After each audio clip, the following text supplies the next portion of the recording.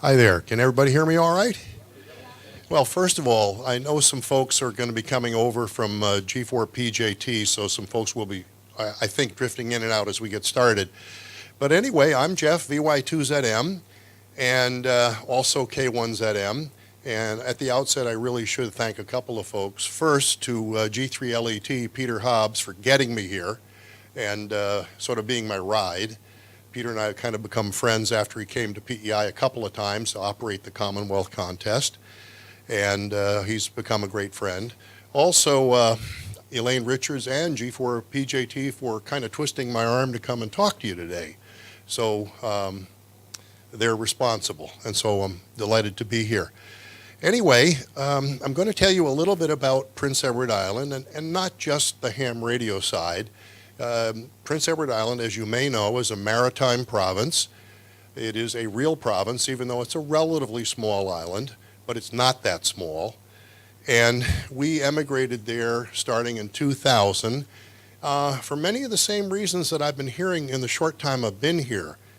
Council, town council, restrictions, approvals.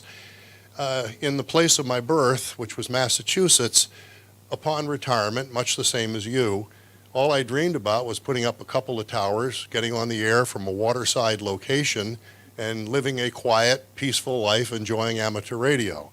Such was not to be. And so I could spend the whole afternoon telling you about the battles and the legal battles and everything else. And we finally just came to an agreement, my wife and I, that life is way too short for this. And if we're not welcome where we were born, it's time to look someplace else. And so we looked through most of New England by being a 160 guy, which is my first passion. We love all the other bands, but if 160 is open, that's where you'll usually find me. And we discovered Prince Edward Island and said, wow, this is the most place that we've ever could find, really, that looks like Cape Cod, but without all the people. And so that's where we went. And basically, so this will be both ham radio and a little bit about what it's like to live on Prince Edward Island. And if you look here, you can see Maine in the sort of lower left, and we are about a 6-hour drive to the Maine border from where I am. You can see Nova Scotia to the right, New Brunswick just below us, Cape Breton Island slightly to the northeast, which is part of Nova Scotia. And the other maritime province, of course, is Newfoundland and Labrador, capital of which is St. John's. So anyway, if you look, you see the red dot. That's where we're located on the northeast shore. There's a bit of a story about that. And VY2ZM, who's probably most responsible for getting me to Prince Edward Island, lives down where the blue dot is. When we went up there, I didn't want to get too close to Jack because he's the legend and I was just the new guy. And I decided that in deference to him, I better be as far away from him as I possibly could be. Yet he's still pretty loud in the front end of my receiver on 160. And you may have worked VY2TT. He's on the western side of the island. He's about as far away as Jack is, thankfully. And that used to be owned by VY2SS. So this is where we are. We are a legitimate province. And when we first went there, we went up in September of 2000 to look. And we saw a couple places on the South Shore, and the real estate agent could kind of tell that we weren't quite exactly happy with the properties. He said, well, I've got some smashing properties on the North Shore with crashing surf. And my wife says, oh, I love crashing surf. And I said, you know, this is good, because I'd like to be on the Northeast Shore with a water takeoff to Europe. So I said, sure, you want to have crashing surf? Let's go. And so actually the first property we saw, we did wind up purchasing. And we started in 2000 to make our way to PEI. And so this is a Google Earth shot. We are smack dab in the middle. If you see that large white line kind of running toward the shore, that's our laneway. And by the way, it's interesting. There's quite a lexicon when I come over here. The hood is the bonnet. The trunk is the boot. The elevator is the lift. And on Prince Edward Island, there's also a lexicon, which I very quickly learned what it meant. there, lunch is dinner. Dinner is called supper. And if you are not from Prince Edward Island, even if you're from Vancouver or Toronto, doesn't matter where you are, not just if you're a Yank, you are from away. And so the story goes, if you're not born on Prince Edward Island, you will never be an islander. And so as a Yank, I had to come up with a little bit of a response to that. I said, well, I wasn't born on Prince Edward Island, but I got here as fast as I could.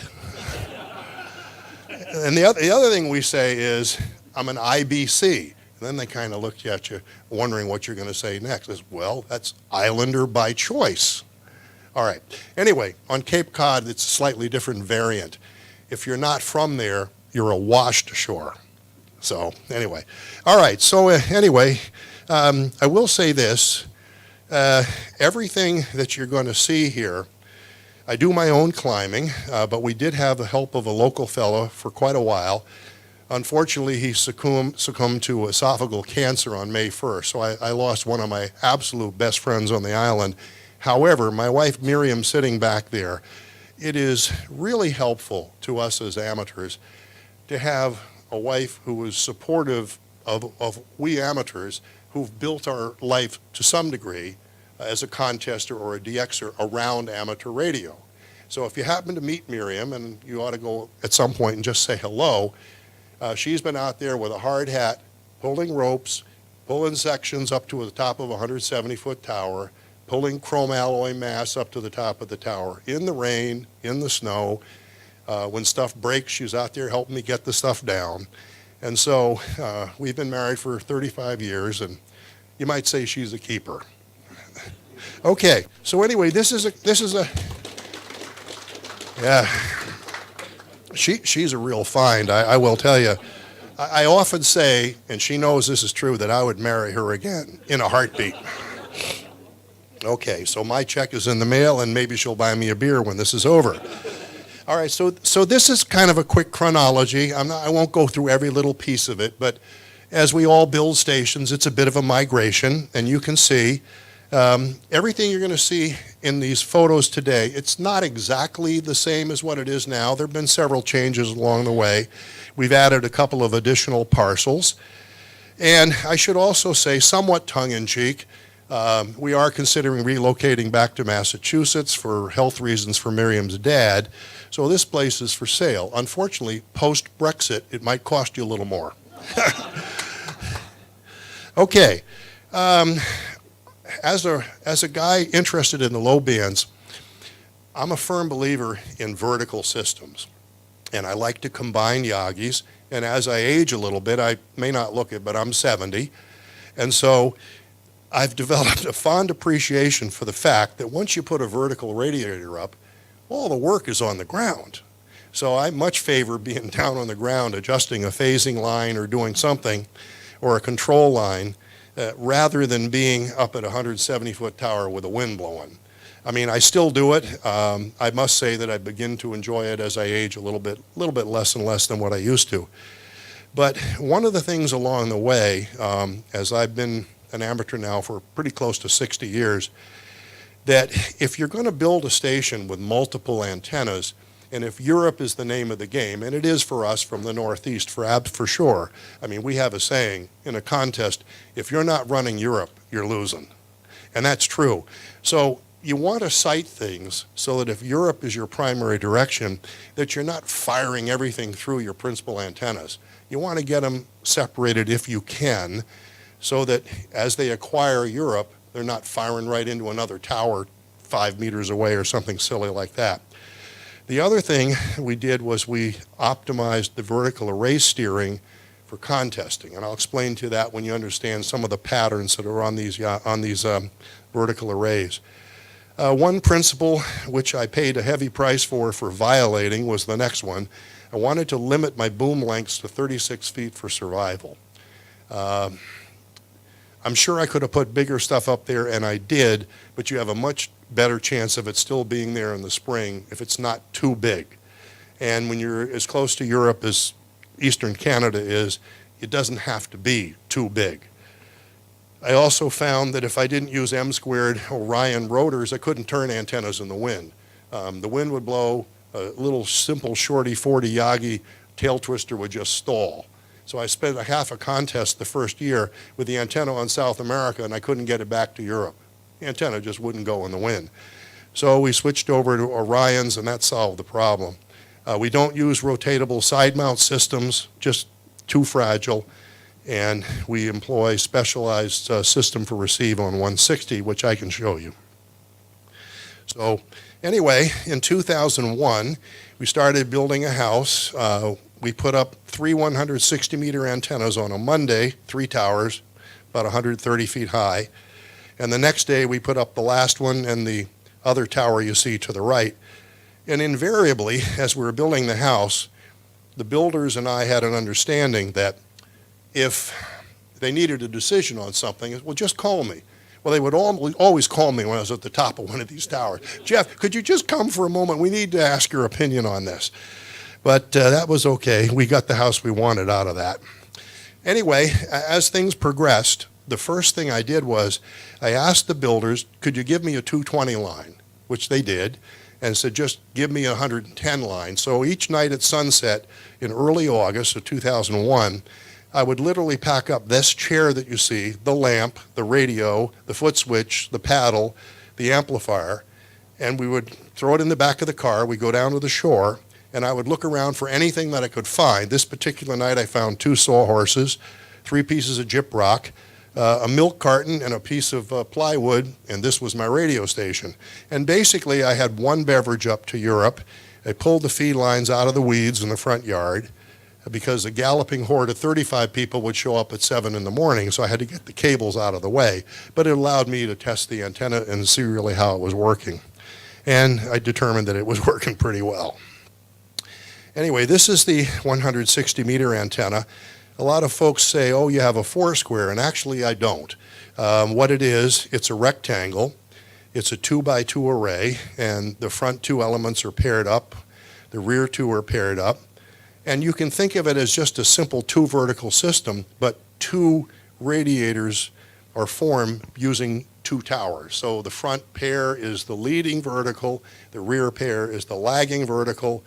Very simply, you can put the front at -90, the rear at 0, and you can get about 7.5, 8 dB a gain to Europe, which is pretty good on 160.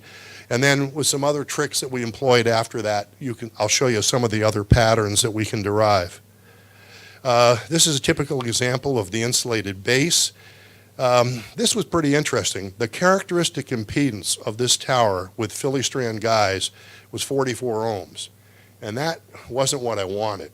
So if you'll notice, there's a little conversion system there. And what we do is we took it from 44 ohms to 25. So where you see the coax connected, that's a 3/4 simple quarter wave matching transformer electrically cut for 160. It gave me 100 ohms at the other end. So with the 2 verticals, 100 and 100 together to a T connector, now I've got 50, which the hybrid was happy with in the middle. And you can see the ground radials and so on. These are the patterns on the 160 array. It's pretty sexy for this band. We can go 8 dB to Europe, 8 dB at Atlanta, Georgia. We can go bidirectional 5 and 5 Europe, and we keep the Willy Billy 5s off our back that way. We can go 3 dB bidirectional northwest southeast, which will give you a ZS6 and a KL7. For us, there's really not much opportunity there, so the obvious principle here was to get as much gain as possible on Europe, because that's where the bang for the buck is from North America. The other thing, though, that not too many folks have done is we split the pattern, this is very interesting. If you look at the first one, you have to think of this as Mickey Mouse ears. And so there's 6 dB a gain to the north and 6 dB a gain to the east, and a tremendous hold at Europe.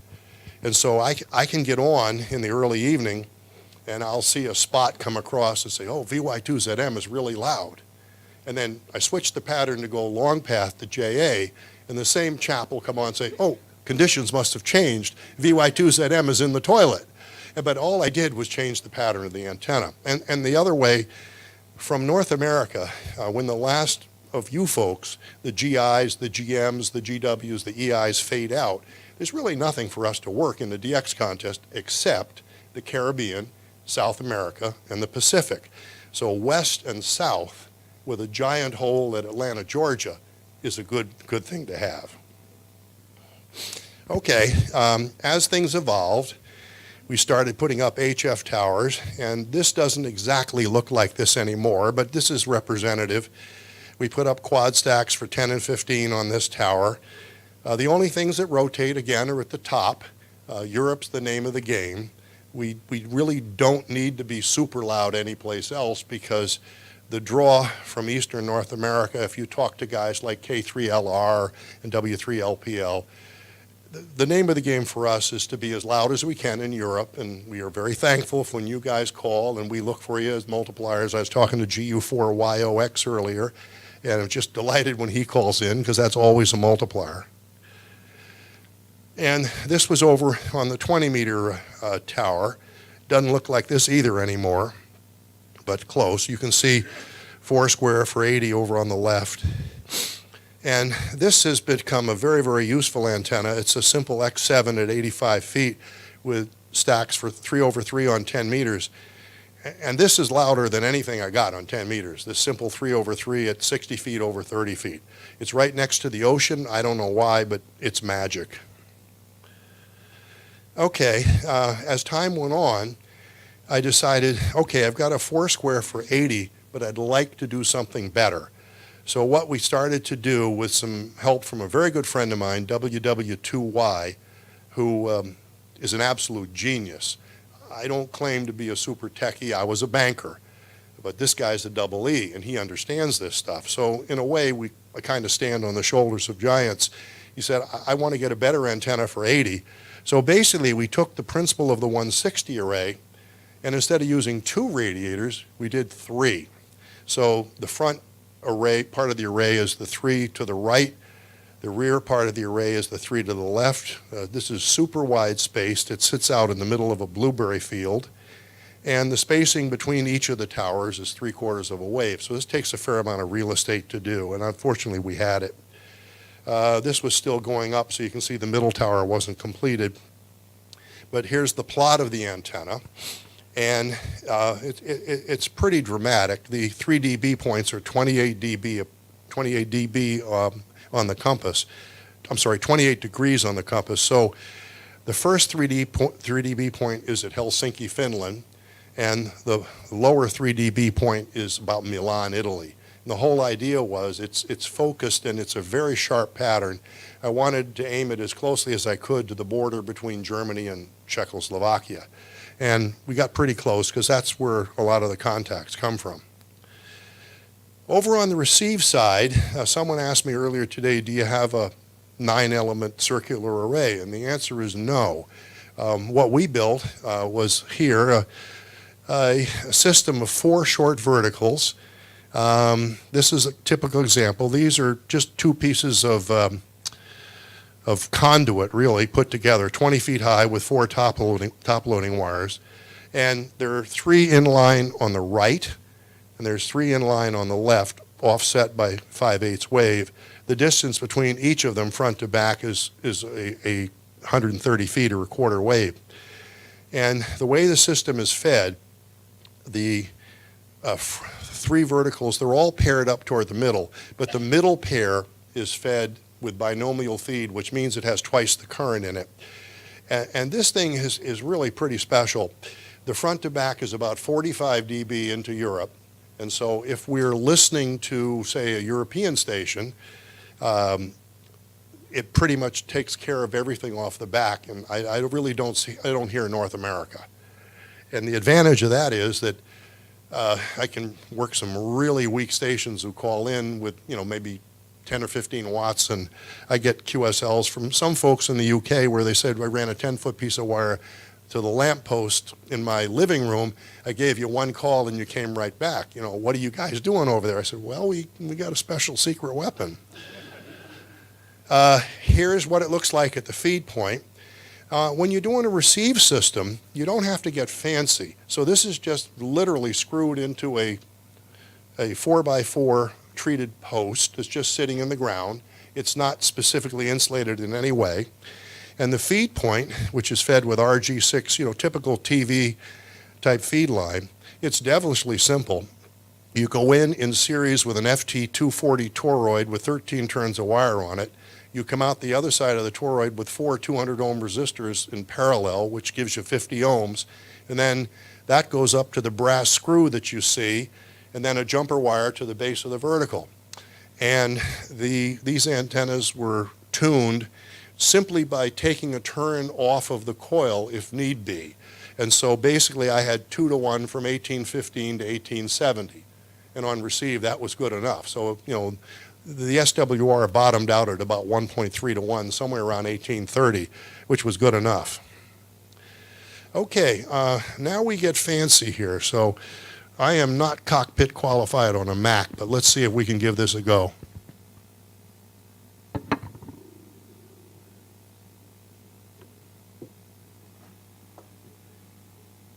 Just give me a second here. Oh, wrong one.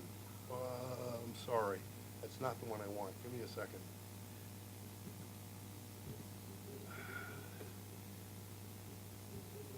This is my wife's machine, and she has loaned it. Let's see, we'll try this one. Okay, here we are. Looking, I guess this would be pretty much down the south coast here, if I'm correct.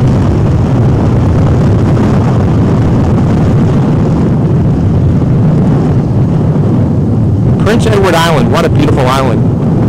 On top of Victor Yankee 2 Zulu Mike's 40-meter tower at approximately 170 feet. It's about 60-65 degrees, about 20 to 30 mile-an-hour winds. Just a beautiful day here in Canada. This is Ray, W2RE, Whiskey 2 Radio Echo, and I'm going to come up around the other way, show you some more video here of this absolutely fantastic location. Just fabulous. Looking down at Jeff's home. Anyway, so you get the idea that we kind of shoot out over the water. And the good news is we have a water shot from Northern California through north, which would bring in JA, over to Europe, and then I think it bottoms out somewhere around CT3 or 6W8, somewhere right in there. And that's great because it covers what I really need to do. Most people who live in the eastern part of North America also get JA runs. And I have to tell you, that doesn't exist on Prince Edward Island. If I get 20 JAs on 20 meters in a contest, it's a big deal. So it's not a big draw, but it's nice to be able to work them on the low bands. All right. The other thing that I wanted to share with you was on 40 meters, I'm a firm believer in playing around and trying things. So we started initially with a pair of stacked Yagis, just 2 elements, over 130 feet over 80 feet. And that worked pretty well. And then we put up another tower about 150 feet away, and we put 3 over 3 on that one. And that was fun to do, but then I said, let me try and pair all this thing up. So I actually found a way to do that. And when the system was properly matched, and it did take a while to do it, you could go 2 over 2 to Europe, 3 over 3 to Europe, or all 10 elements. And it was pretty dramatic when all 10 elements were brought to play. Now, the next thing I'm going to try and show you here is my son. He comes up. Well, let's see if we can make this thing open. Okay. My son is KK6ZM. And he lives out in California, so whenever he comes to Prince Edward Island, he thinks he died and went to heaven. And so he got on here, and I said, well, why don't you try out this 40-meter system and just call CQ? And so some of the files I'm going to quickly run through here are what the signal sounds like in Europe or in the Middle East or whatever. And so he got on 40 meters, and I think he worked an Alpha 6 station, and then he just decided to see what might have else been on the frequency. And, well, let's let you hear for yourself. This should work. Europe, please stand by. Middle East only, please. Okay, QRZ Europe, K6 Alpha Alpha X-ray stroke, Victor Yankee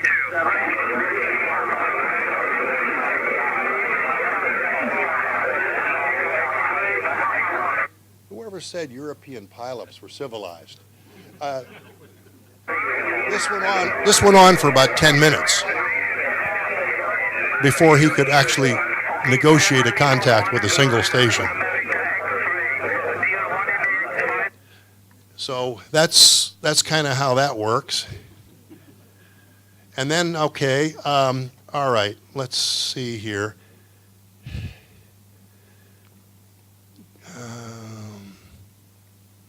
Oh, okay. All right, I mentioned we tried to expand what we could do on 40, and you saw the pictures of the 80-meter antenna in progress. And after I finally got it done, and it took a while because 6 radiators, 6 ground systems, 6 phasing lines, putting a hybrid out there, running the control, I mean, just a lot of work. It was the summer of 2009's project. But I finally got a chance to go test it out. And so I was playing around on with Europe, and I worked a station in Poland, and a chap you'll hear in a second called in from Hungary. And basically, this is recorded in Europe. And the only thing to mention is just compare what you're hearing between the Hotel Alpha station and what this sounded like, because I thought it was pretty impressive. I knew I had something good once I heard this tape. It was sent to me by a chap in Holland, I think. On Prince Edward Island. That's me. Thank you very much for that report. So 73 for you, and I think there was one other station from Germany. Okay, but before you go, please wait a minute and let's check your receiver. I would like to turn my amplifier off. Over. Sure, go right ahead. Okay, thank you. This is Hotel Alpha 8 Radio Mexico with QRP. It's QRP. About 20 dB. Oh, is it 20 with QRP over? About 20 dB. You go from almost 40 over to 20 over. Oh, thank you. And please wait a minute. I turned my amplifier on. And please watch my signal report now. Over. Yeah, you're 40 over, and with no amplifier, 20 over. Oh, it's fantastic. Congratulations for your receiving slide. Okay, so that works. And so it's nice to have an antenna that's 6 dB louder than a Foursquare. Okay, my wife has given me the high sign. I got 15 minutes, so we'll quickly move on. The other thing, is Clive in the room? POI? Oh, there he is. Okay. When Clive and I hooked up shortly after I got to PEI, because I know he's a keen low-bander as I am, we wanted to see, I guess I wanted to see, but he was a willing partner, said, I want to see how far into daylight on your side could we actually work. And so we found it was no problem at 10 Zulu, 11 Zulu, 12. Maybe it got a little dodgy at 13 Zulu. But 2 hours later, he'd be back in again. And so we found we could do this repeatedly, year after year. I think we did it 3 or 4 times, and we kind of got tired of it because we'd kind of proved the point. Now, the other thing, though, in the winter, and this doesn't just happen once in a blue moon, it happens repeatedly. I got 2 other files for you here. At 1400 Zulu into Europe can still work, guys. And here's a perfect example. I've got this on both sides. So you're going to hear my signal in Sweden, and you're going to hear his signal in Canada at 1400 Zulu. So first, this will be SM2 LIY at my house.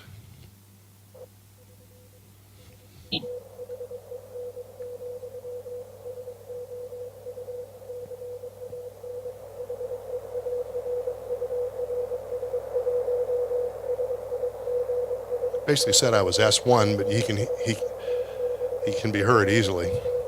He asked me to transmit so he could record it. So now I will play what I sounded like at his place. I think that's what this will be.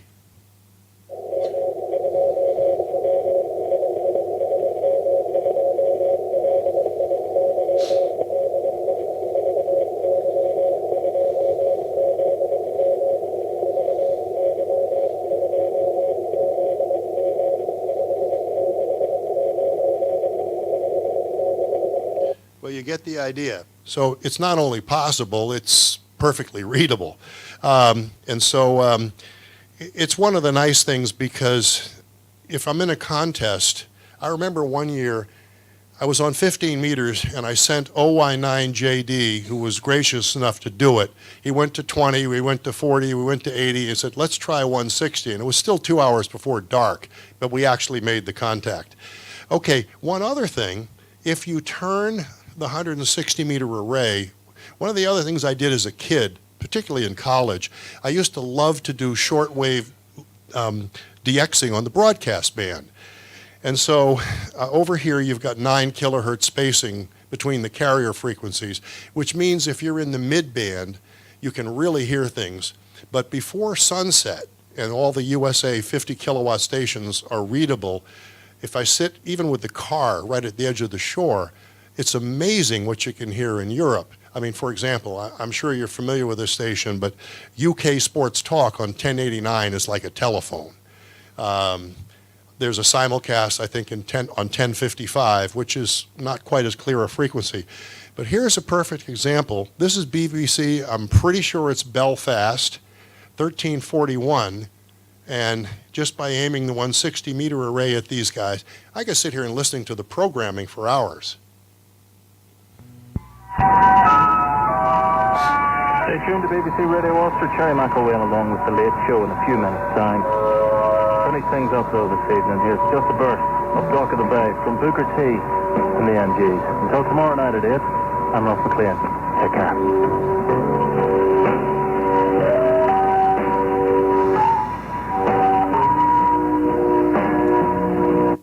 Anyway, as you can see, you can actually enjoy the content.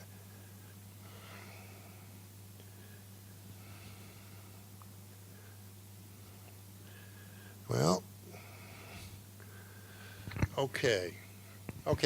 So anyway, this is kind of what we just listened to. We'll move along quickly. Here's inside the station. I'm very old school. Most people who know me, that I'm probably the one remaining ham on the planet who still runs DOS. I do that for 3 simple reasons. It works the first time. It works every time.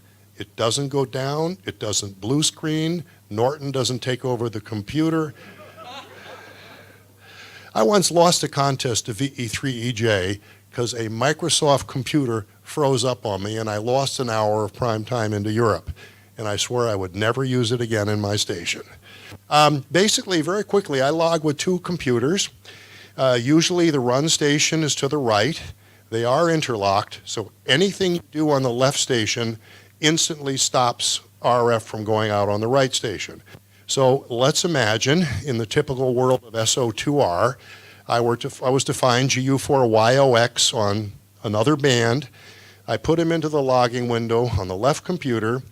I punch F3, it calls him. He comes back. I hit F2, it sends the exchange. I log it, and then I push F1 on the right computer, and we're back to running again. That's pretty much all it is.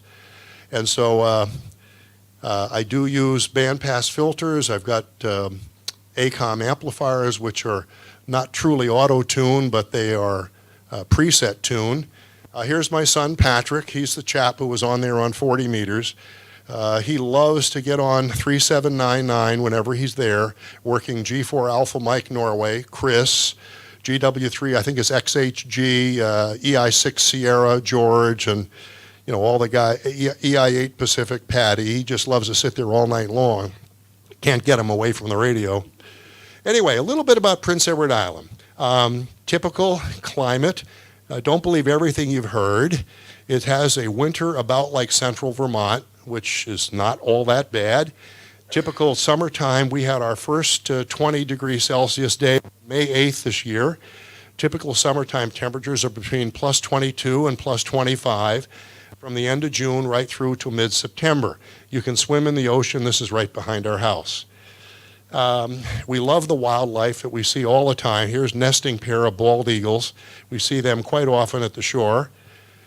This little guy showed up in our laneway a couple years ago, and he was scared to death. I mean, you can see he's so small he'll fit in the glove of one hand. I kind of picked him up. We took a few pictures, and then we set him off in the woods, and I kind of hoped that some predator wouldn't get him. He was so tiny. This is typically right off the house. That's a rock where you actually have lobsters right off the other side of that rock. Just down the street, we can get these for $5 a pound. That's Canadian dollars, which means that's $4 to me. We get rainbows from time to time. This is right off the back of the house. This is the beach right off the back of the house, which we can walk down to. It was one of the attractive features of the property that caused us to buy it. And there are walking trails along the shore. We've got 15 acres of blueberries, 50 acres of potatoes, some cranberries, which we like to pick and set up each fall.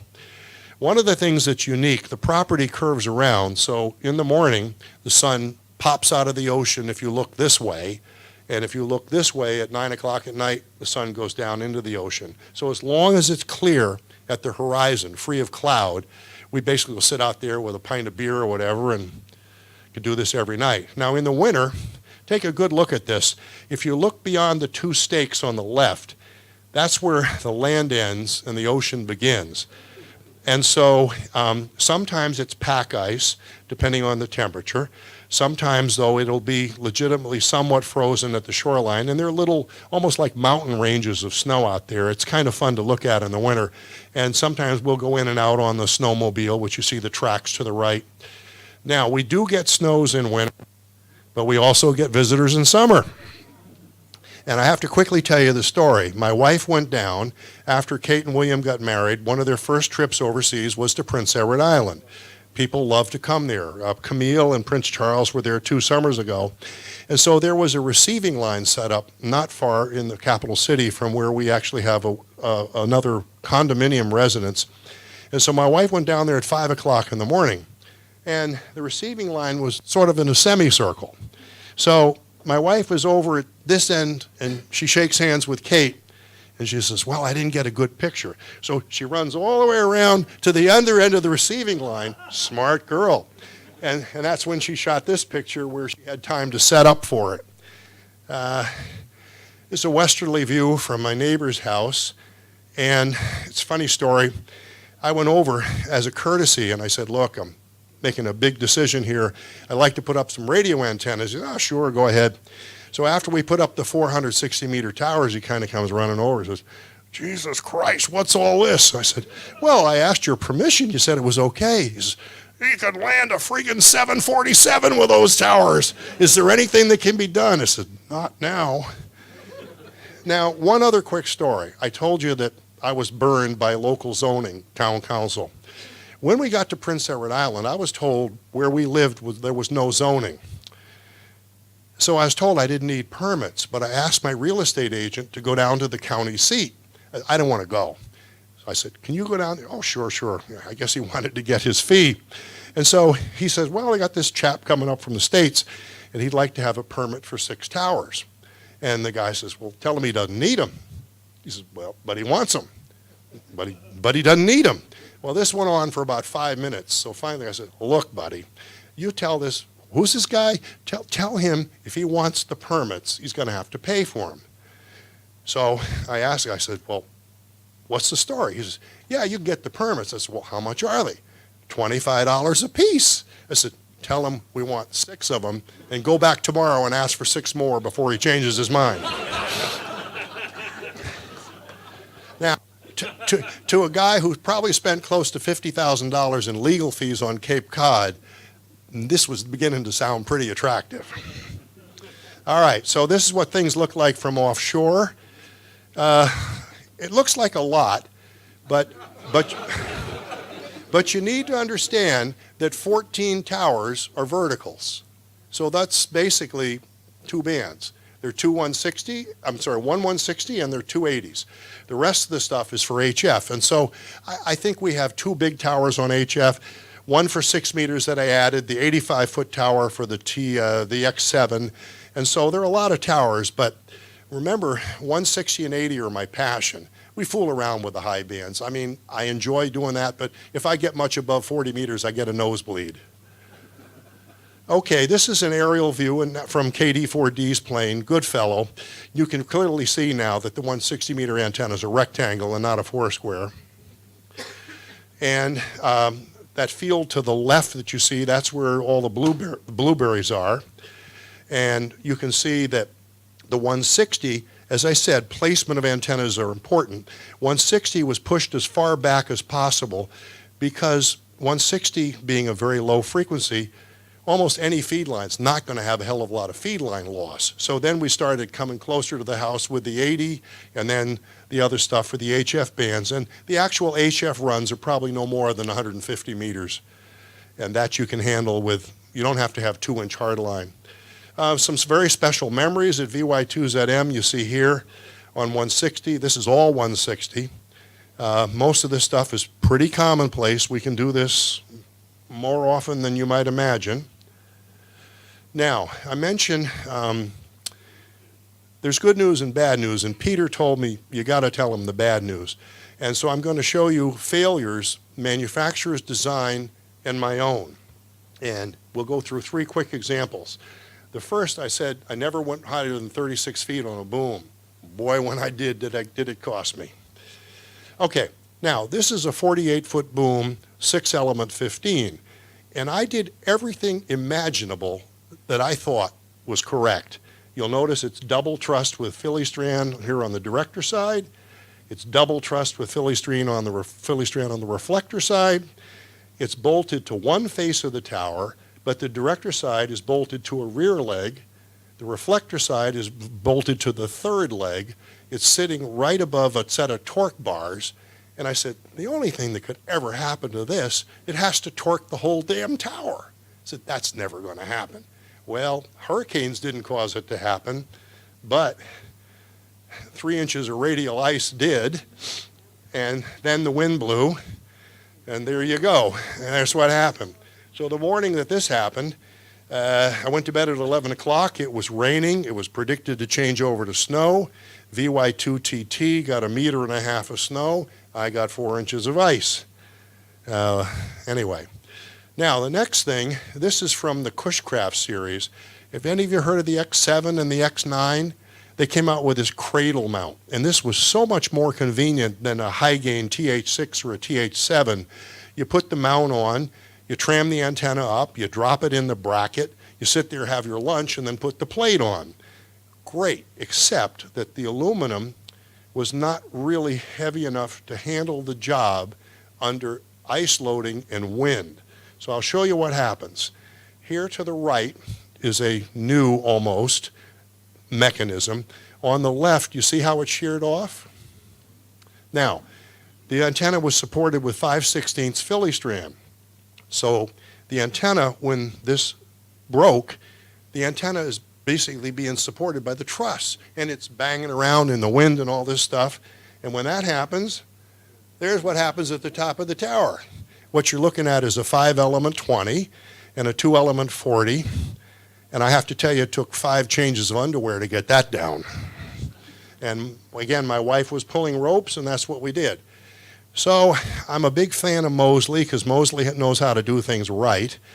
And I had to put this back up to replace a 20 this summer. And you notice it's got the 4 U-bolts to hold it to the mast in the middle, but each side is supported with 4 U-bolts. That's a 3/8 inch piece of wall thickness aluminum. My wife and I trammed this up the first week of June, and this is how it's rigged at the top of the tower for tramming. This is up at 130 feet. You can see the antenna on the way up. It's almost there at the top. Basically, at that point, I go up there, we pull up the last bit, we put it on the come along, and we put it on the mast. And so here again, it was operational. But I want you to quickly look to the right, and I'm going to try and expand this a little bit. It's going to look grainy.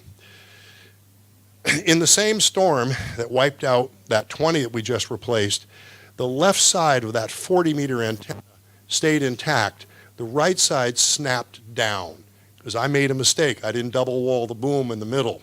The Philly strand broke, the thing dropped down, and I cut the thing down, but winter was approaching, so I just left the left side up all winter. And I said, well, that's going to spin, it's going to do something horrible, but then I remembered it was pinned. So when we got to June and it was still in perfect position, I said, oh, that's a lot of work to get that down. It's going to be imbalanced and everything else. Let me just put another driver element up there. So what I did was I took this same Moseley clamp, I had another one. I went up there and I mounted it just above the cushcraft. I took up a 8.5-foot piece long of double wall 2-inch pipe. I slid it through the clamp. I slid it this way into the tower, put the element on. My wife pulled it up. Then I forced it back out the other way. I called W1JR and said, what'll an XM240 do with 18-foot spacing? He said, well, you'll have the same gain. The resonant frequency will stay about the same, but your front to back will be 3 dB better. I said, sold. Okay, the other thing that happens if you're careless in a saltwater environment, in a phasing system, I had to bring 5 PL259s together. This is the way I did it. I didn't weatherproof it very well. After it stopped working, I opened up this box, and this is what I saw. If you don't weatherproof your T-connectors real well, this can happen to you. All right, so a few contesting achievements. You can see them here. The one I'm most proud of isn't necessarily the WAZ single band 160. It was on April 8th when I actually made DXCC honor roll single band 160. I got 338 and 330, which puts me at the bottom of the honor roll, but all of that's probably worth a cup over at Starbucks. Okay, few things I learned. A quiet location free from man-made noise is really critical to low band success. Low band antenna gain is critical. Verticals along the ocean are absolute top performers. It just doesn't get any better than that. Yagis, even if they're up on a hilltop, inland, horizontally polarized, they're no better there than they are right at the ocean. You can take that to the bank. We know that. I've run the plots. And the other thing, too, if you have a high antenna RDF, you don't need beverages. I have beverages. I only use them when it's raining or sleet or heavy snow. In that case, then I go listen on that 6-element 160-meter array, and all of that racket, which can be 20/9, just drops to S3. But most of the time, and people say that can't be true, but it is, I listen on my transmit antenna. That's what I do. Okay, I was mentioning earlier to XTT, who was kind enough to do a little write-up. I'm just now ready to release a second edition of DXing on the Edge, and a couple of UK chaps asked me in the middle of the year, your book is out of print, how can I get one? I said, well, I guess it's time to update it. So we're self-publishing this. It will be available on Amazon.com, and I'm very excited because I put 65 pages of new material in here, primarily updating new antennas for 160 on the transmit and the receive side, plus operating techniques of what we do today on the band. And so I'm not suggesting if you ever bought this book, please don't go buy it again. You don't have to. But what I'm interested in is helping new guys to come to 160, and they will have the history of W1BB, which was all in the first book, and then everything you need to do today, even on a half-acre lot, to be able to work 200 countries on 160. So that to me was where it's all about. So anyway, I thank you for coming, and we'll see you guys in the next contest. Thank you.